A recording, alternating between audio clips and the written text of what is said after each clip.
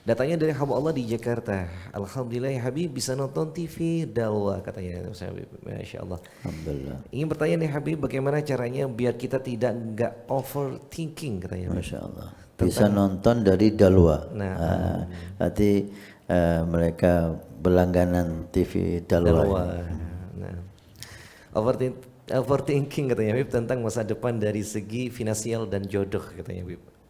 Kita angkat kembali pertanyaan berikutnya, datangnya dari Aina Fauzan di Surabaya nih. Pertanyaan antum adalah bagaimana cara belajar Syekh Abu Bakar bin Salim sehingga dapat menghafal dan memahami banyak kitab dan mengarang kitab katanya Ustaz. Nah, Sayyidina Syekh Abu Bakar bin Salim, beliau tidak menjadi ulama aulia besar dengan seperti membalikkan tangan dengan mudah.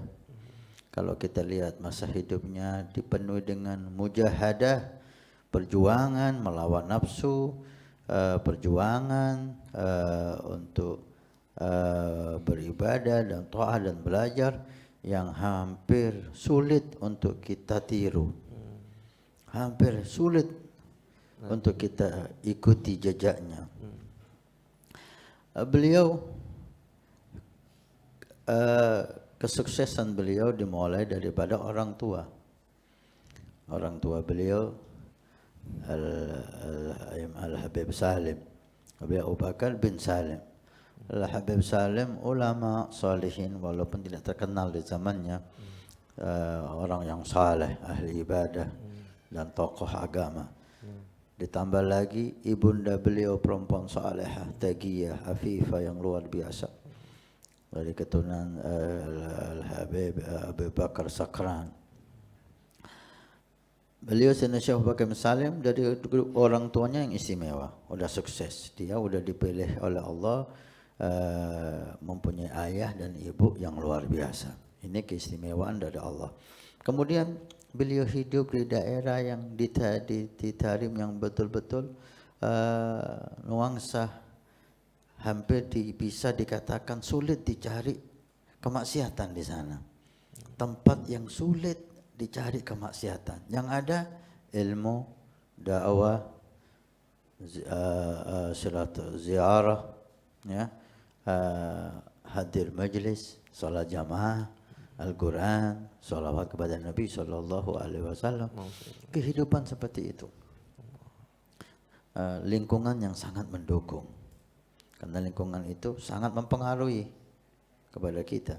Keturunan orang yang saleh, ayah ibunya hebat, tapi lingkungan yang tidak mendukung, anak bisa gagal.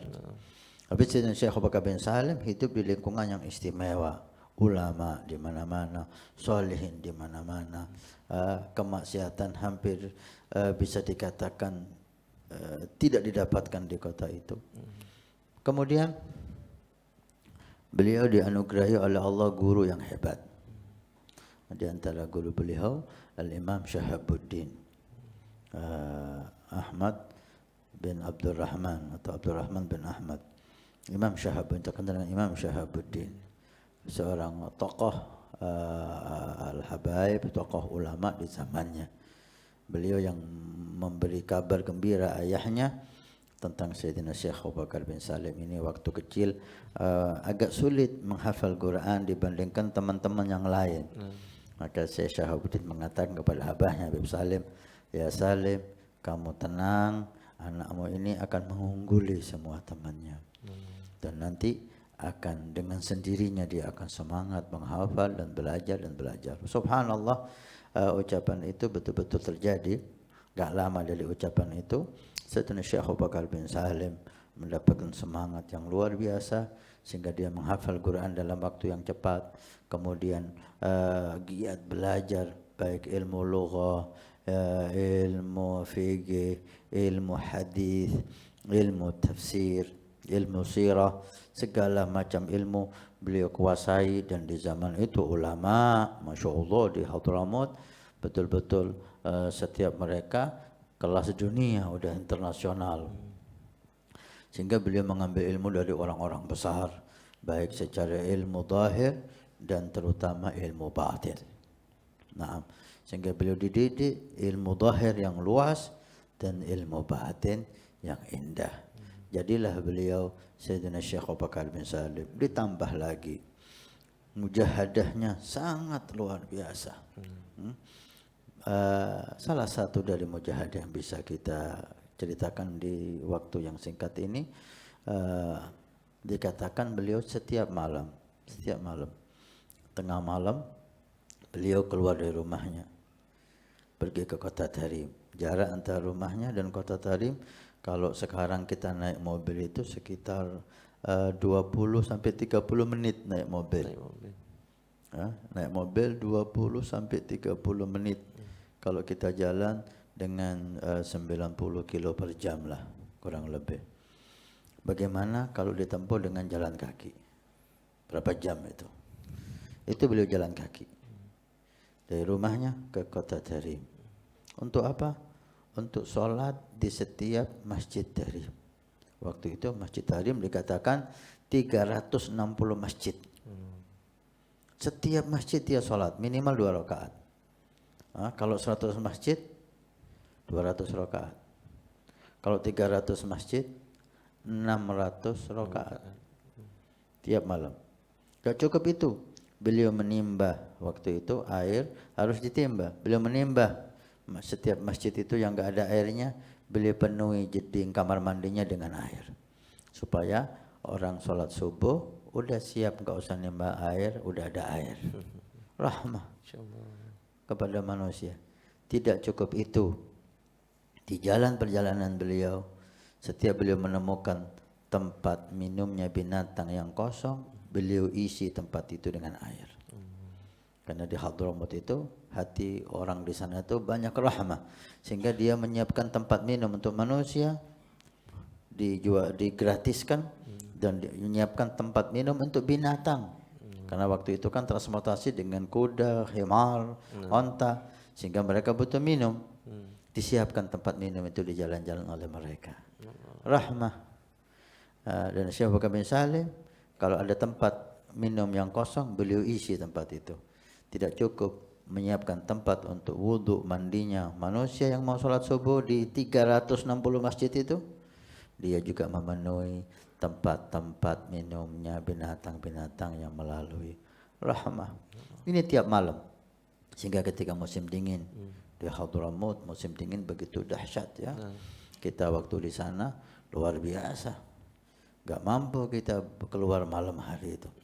Tapi Sayyidina Syekh Abu Bakar bin Salim, musim dingin atau musim panas, tidak lepas dari perjalanan itu, sehingga sering terlihat kaki beliau berdarah, dan darah itu ada di jalan.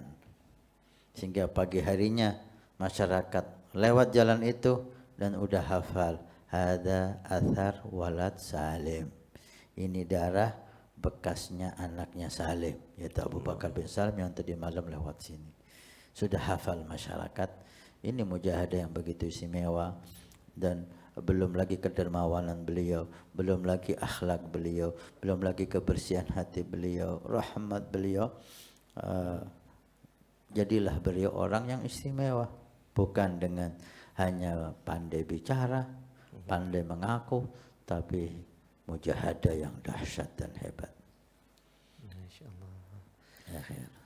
Alhamdulillah wa syukurillah. Baik, terima kasih banyak Ustaz Dunan juga. Dibukalah oleh Allah ilmu ladunni.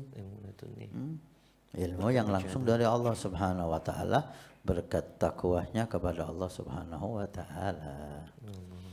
Beliau katakan di akhir hidupnya, saya tidak pernah ingat sholat duha dan witir enggak sempurna. Artinya beliau selalu sholat duhanya sempurna 12 rakaat, sholat witirnya sempurna 13 rakaat. Masyaallah. Masyaallah. Sholat subuh dengan wudhu isya 40 tahun. 40 tahun. Sholat isya di awal waktu jam 7 sampai subuh. Enggak batal wudhunya, artinya dia ibadah sampai adzan subuh. Sholat subuh dengan wudhu yang digunakan untuk waktu isya. Semalam suntuk ibadah kepada Allah 40 tahun. Allahu Akbar. Siapa yang mampu ini?